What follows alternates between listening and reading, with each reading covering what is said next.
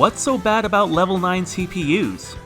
I'm sure plenty of you have heard that you should play against real people and avoid level 9 CPUs at all costs, but what's the big deal? You may have heard that they cause you to develop bad habits, but what kind of habits are you really gaining from playing against an artificial player? Let me change gears real quick.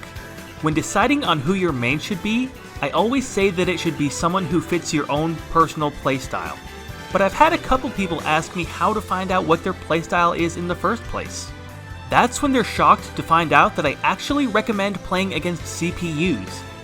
The reason for this is that real people have their own strengths and weaknesses, and I don't want a player to main King K. Rool because they run into a couple of people who can't figure out how to get past his crown cannon combo. When playing against a computer, it will, at least for the most part, have the exact same skill level no matter which character you choose. This will help you figure out which tools you enjoy using more than others. Maybe you like how Duck Hunt can bounce his cannon while shielding, or switching between Monado arts with Shulk.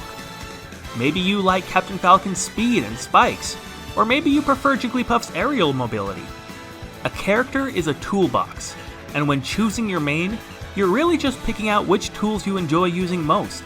Now, that's cool and all, but doesn't playing against CPUs create bad habits? Basically everyone is telling you that you shouldn't play against them after all, so what exactly is it about computer players that ruins your game? Well, I'm here to tell you that maybe computers aren't as bad as you might have been told. Maybe there are even good reasons to play against a computer every once in a while. Okay, so to start us off, let me make a few things clear. I've talked about this a little in my video on how to get better at Smash Ultimate, but at the end of the day, if you want to get better playing against people, you'll have to play against real people. Here is what ultimately makes one player better than another. A better player's talent depends on how solid their fundamentals are, how much fluency the player has with their character, how well the player knows the specific matchup, and how skilled the player is at adaptation. When you play against another person, these are the factors that will determine whether or not you win your match. So let's go over them a little bit and see how they relate to computer players. Fundamentals are the key and foundation to any successful Smash player. At the elite level, everyone has basically mastered the fundamentals to the point where the other factors play a much more significant role, but until then, it's going to be probably the biggest factor of all. Now, which is better to learn fundamentals? Playing against a computer or a real person? For this, it really depends on who you play against, but I believe that CPUs win this one hands down, at least for most people. When you play against a real person, you can cheese them with gimmicks or by spamming moves that they don't do well against. This does not help you improve at the fundamental level. But on the other hand, if you play against someone who knows exactly what to do against you, then you'll spend so much time in disadvantaged state that you won't be able to practice anything other than trying to get free. This is one of the reasons why I recommend people who are just starting out with the game to practice against computers at least until they find their main. However, to get the best results with fundamentals, I'd say spend a good chunk of time in training mode practicing what you learned before testing it out on a moving target. Next is how much fluency you have with the character, which can be gained both through playing against real people and computers.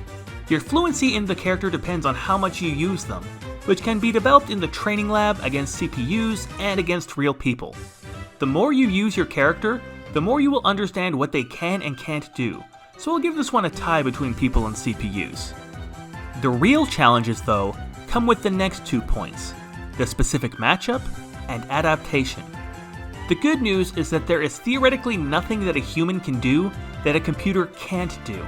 But the bad news is, a computer doesn't understand the meta as well as a human player does, hence why Jigglypuff players will be able to practically move through the map without getting hit, while CPU Jigglypuffs are just floating punching bags.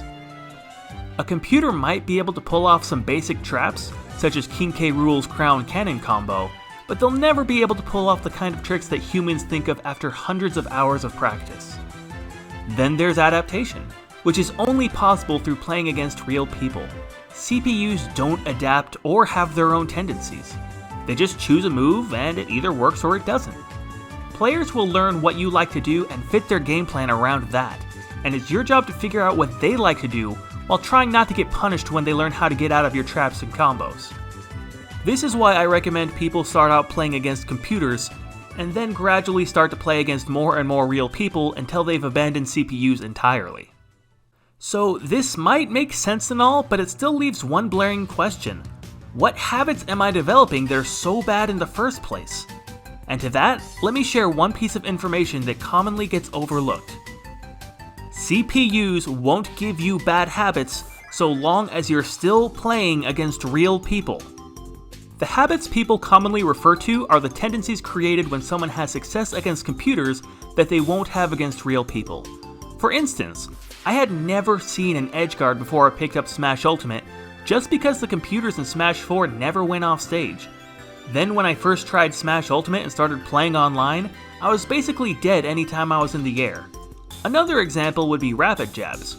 When you play against a computer, they'll almost always drop their shield on the last hit of your rapid jab. But once I started playing against real people, I noticed that they kept their shield up the whole time, and I'd immediately get punished for it. If you only play against CPUs, this will become a habit. But if you play against people who keep their shield up the whole time, you'll gradually learn, oh, maybe I shouldn't do that. The good news is that bad habits can be broken. You just need to learn from experience. With all that said though, you might be thinking to yourself, man, CPUs won't get me to the level I want to get to. I'm going to play against real people from now on. Well, that might not be the best idea either. While it's true that yes, eventually you'll want to drop CPUs altogether and play against only real people, it's not always the best idea to just drop them forever. You can only learn step by step, and sometimes CPUs are the best step to transition to the next level. Armada, one of the greatest Smash players of all time, once said, "In a game with so many characters as you have in Ultimate, it's incredibly unlikely that someone has a really good understanding of every matchup across the board." Now, what he's really trying to say is that nobody knows every matchup for every character, and when you look at it from the macro perspective, you start to realize just how many matchups there are for every single character, and everyone has a different idea of how to handle each matchup. What's my point? My point is that if you play against someone who either can't handle the matchups or knows it so well that you can't handle it, guess what's going to happen? You're going to develop bad habits. Bad habits are unavoidable. It's why we have tendencies in the first place. It's literally how adaptation exists. That's why I suggest you practice your difficult matchups with CPUs so that you can develop more fluency in that matchup. Of course, you won't be able to get the computers to reenact the kind of tricks that your opponents can do, but you can start to get more comfortable playing against the character in general. For instance, a while back, two of my hardest matchups were Mario and Bowser. It felt like no matter what I did, they both had tools that I just couldn't adapt to. So I decided to stop playing against real people for a little while and start battling CPUs instead, battling specifically against Mario and Bowser over and over again. And while they weren't the perfect substitutes, I ended up growing way more than I would have just by getting frustrated losing to real people over and over again.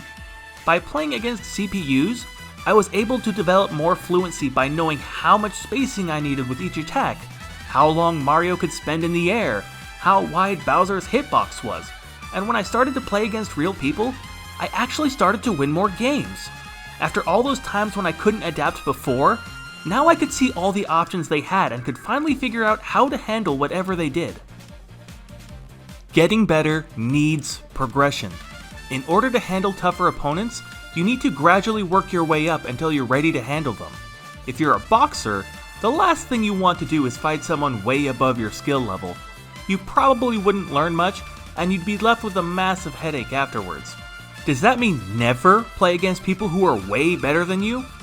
Every once in a while is fine, but if you're looking to get better, the best option is to play against people close to your skill level and work your way up. When that isn't an option though, just remember that there's always more than one way to practice. So to sum up, there are lots of things wrong with CPUs. They're frame perfect. They know every move you use literally the moment you input it. They can parry any attack you throw at them. They can tech all of your attacks and punish all of your moves. They're programmed to make stupid mistakes just so that you stand a chance. If you beat a CPU, you didn't win, they let you win. But that still doesn't mean that they aren't good tools that you can use for some effective practice when you need them. The more opponents you have, the more resources you can learn from. which means that maybe computers aren't as bad as their reputation makes them out to be. So, what do you think? Did this video make sense? Did you learn anything from it? I'd love to know what you guys think about battling CPUs. Leave a comment to let me know, and I'll see you guys next time.